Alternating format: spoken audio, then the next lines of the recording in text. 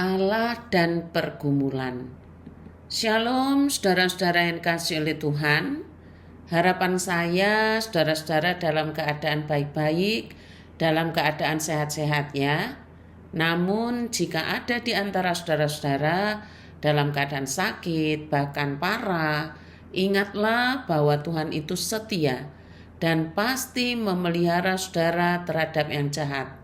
Karena itu jangan tergoda untuk bersungut-sungut. Saat teduh kita hari ini dari Mazmur 6 ayat 1 sampai 11 dan ayat 3 berbunyi demikian. Kasihanilah aku Tuhan, sebab aku merana. Sembuhkanlah aku, sebab tulang-tulangku gemetar. Ada apa sebenarnya dengan pemazmur sehingga dituliskan merana dan meminta kesembuhan? Dan saking gawatnya sampai digambarkan tulang-tulangnya gemetar. Saudara-saudara, Mazmur ini pada awalnya merupakan seruan Daud kepada Tuhan karena dia berada dalam situasi yang menekan fisiknya, emosinya, dan rohaninya. Bukan hanya fisiknya yang sakit, tetapi juga rohaninya.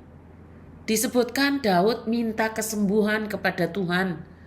Dia merasakan bahwa jiwanya tertekan dan para lawannya ada dekat dia untuk melakukan kejahatan kepadanya. Lebih daripada itu, Daud gentar jikalau segala yang dialaminya adalah karena Tuhan murka dan menghukum dia. Situasi yang menekan ini membuat malam-malam yang dilaluinya penuh dengan ratapan dan keluhan. Sampai-sampai matanya itu seakan rabun oleh air mata.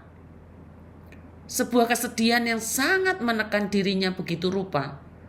Namun di tengah pergumulan itu, Mazmur ini ditutup dengan sebuah pengharapan bahwa Tuhan akan mendengar keluh kesah dan seruan doa Daud. Tuhan akan menolong dan melindunginya dari orang-orang jahat, bahkan membuat mereka malu. Apa yang bisa kita pelajari dari Mazmur ini? Yang pertama, mendekatlah kepada Tuhan ketika kita dalam pergumulan. Bahkan ketika kita merasa bahwa apa yang kita alami karena Allah sedang murka dan menghukum kita. Jangan malah kita makin menjauh dari Tuhan. Sampaikan kepada Tuhan apa yang kita rasakan dan permohonan kita kepadanya, karena dialah yang menjadi sandaran dan pengharapan kita dalam situasi sulit ini. Bahkan jika Allah memang sedang murka karena dosa kita, maka kemana lagi kita akan lari kecuali kepada Allah untuk memohonkan pengampunan dan belas kasihan daripadanya. Suatu kali saudara, seorang jemaat sharing begini. Aku ini sudah hidup baik-baik. Aku giat melayani Tuhan. Aku tidak pernah meninggalkan ibadah. Dan aku berlaku jujur dalam membawa persembahan. Tetapi mengapa Tuhan seolah-olah menghukumku dengan segala yang pahit dalam hidupku, bahkan itu terjadi bertubi-tubi. Saya terdiam sejenak, lalu saya mengajak berdiskusi orang itu. Dalam diskusi itu saya mencoba mengenali mengapa Allah murka dan memurkai kita, sekalipun tampaknya kita sudah hidup baik-baik seperti yang disebutkan tadi.